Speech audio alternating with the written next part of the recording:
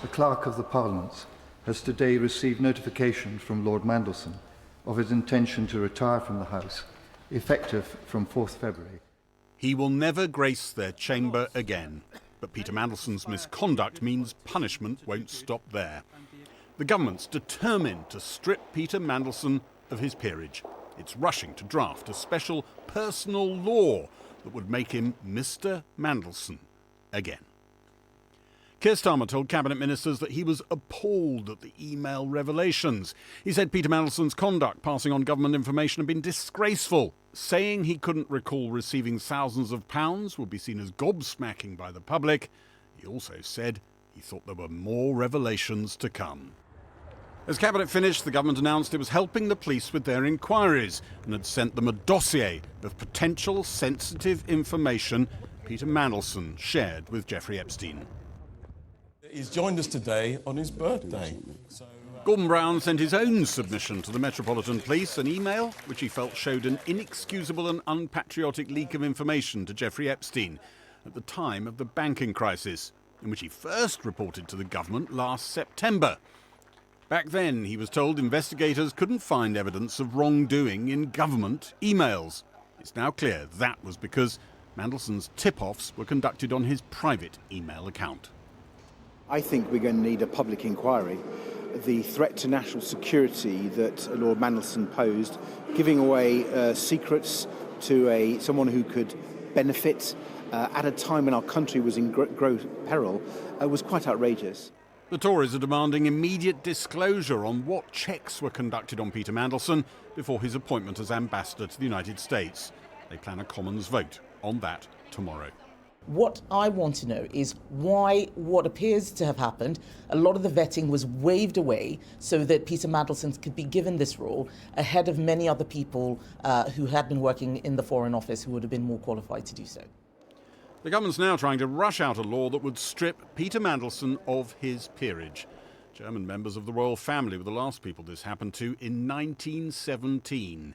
They lived the rest of their lives without their British titles following a public outcry, because they'd fought against Britain in the First World War. Essentially, it was seen as people who were traitors to the nation in terms of, they were supporting a foreign power and yet they held British peerages. So that was on a sort of scale that was seen as such that to justify the measure. It didn't take the police long to decide the emails they've seen justify a full criminal investigation on suspicion of misconduct in public office. 17 years on from when Peter Mandelson cheered on a similar investigation of Tory MP Damien Green for the same offence. I see absolutely nothing wrong with the Home Secretary objecting to the leaking of information from inside her department. That prosecution was dropped by the then Director of Public Prosecutions, Keir Starmer, on the grounds that the leaks weren't significant enough. Many in the party Peter Mandelson served and is now suspended from have already pronounced their guilty verdict on their former colleague. Well, a lot was happening here even before we got that extraordinary statement from the Metropolitan Police about a 72-year-old man, a former government minister who is now under investigation. We've got the government, as things stand at the moment, trying to rush out two laws, one which would actually be a sort of bespoke law, making sure that Lord Mandelson became Mr. Mandelson, another more general law that would try and introduce a power for this to happen more conventionally. Both of them are actually really difficult pieces of legislation to draft, but the government's determined to try and do as much as possible, as fast as possible, to put distance between themselves and Lord Mandelson, as he still is at the moment. Tomorrow there's an opposition motion. The Conservatives have put it down, which is trying to get full disclosure of all the documents that relate to the appointment of Peter Mandelson as ambassador in Washington. And it's a sign of the shakiness of the government that they didn't feel confident whipping Labour MPs against that. It looks like they're going to say you can abstain. And if the motion is drafted properly, well, maybe that will require those documents to be released. On the politics of all of this, A lot of Labour people you talk to say that this is pushing voters into the arms of Nigel Farage and parties that are outside the traditional establishment. Some other gossip around as well, people saying, well, this must do for Wes Streeting and his hopes of succeeding Keir Starmer, because he's a protege of the man. We've already talked about the implications of general turmoil for Morgan McSweeney, the Chief of Staff, who's very close to Peter Mandelson, and for Keir Starmer himself. Peter Mandelson was an extraordinary titan of the Labour movement. Even people who didn't like him, like Gordon Brown, felt they had to have him back. Keir Starmer didn't like him that much, but appointed him to Washington. It is an extraordinary moment, the downfall of someone like that in these circumstances. People are talking about a once-in-a-generation type moment, like the Profumo scandal in the 60s.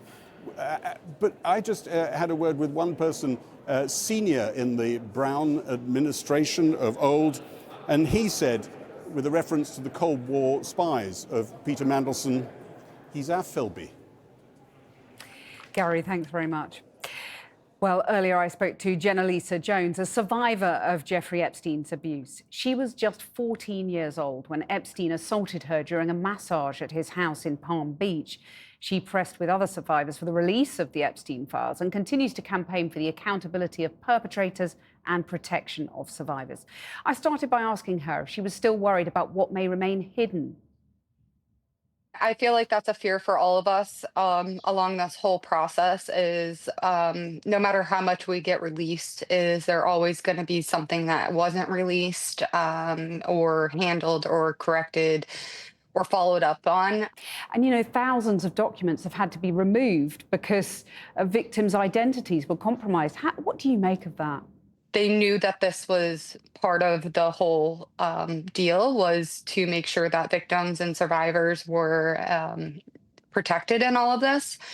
They did not, it wasn't like a slip up, one or two slipped out there. I mean, there's over 40 minors that were released, and we're not just talking names, we're talking addresses and identifying information, which is very scary. What does it say about the US administration's attitude to women and you know, vulnerable people? We're releasing these files willy-nilly, not doing the proper redactions. It shows how incompetent our government is right now and how they do not care about the survivors. And I mean, the first release, they redacted things and you could literally highlight it and put it into a Microsoft Word and unredact it. I mean, this is child's play. My 16-year-old daughter reached out to me and told me that she was unredacting the files. The release of all of this has created reverberations around the world, and Lord Mandelson just today has stepped down from the House of Lords over allegations that he might have committed a criminal offence by leaking confidential government information when he was a government minister to Jeffrey Epstein. I wondered what you made of a powerful man like that in government sharing this kind of privileged information with the man who abused you. I think it's very scary, and I think that the whole world should be watching and listening right now as these files and people are seeing what's happening. We have been saying for a very long time there was powerful people involved, and this is deeper than what people are just thinking, and it needs to be investigated, and they need to be taking this seriously, and people need to be held accountable. Do you feel that people are starting to be held accountable or not? No, not really. Not in my eyes, not at all. I think it's just been a circus show right now. No accountability. I mean, Mandelson has expressed regret about his past ties with Jeffrey Epstein. He said he was wrong to believe Epstein following his conviction and to continue my association with him afterwards, he said. And he apologises unequivocally to all the women and girls who suffered. He's also raised questions about the authenticity of some of the documents that have been released. I mean, does that help your process of healing at all, seeing what's happened to him? I guess it's a step. I think that everyone that had part with him and especially continued to have a relationship with him after he was convicted the first time, should really be looked into, because that shows your character right there. You decided to be friends with a pedophile, and that should speak volumes to anyone. We reported on Mandelson's association with Jeffrey Epstein 7 years ago.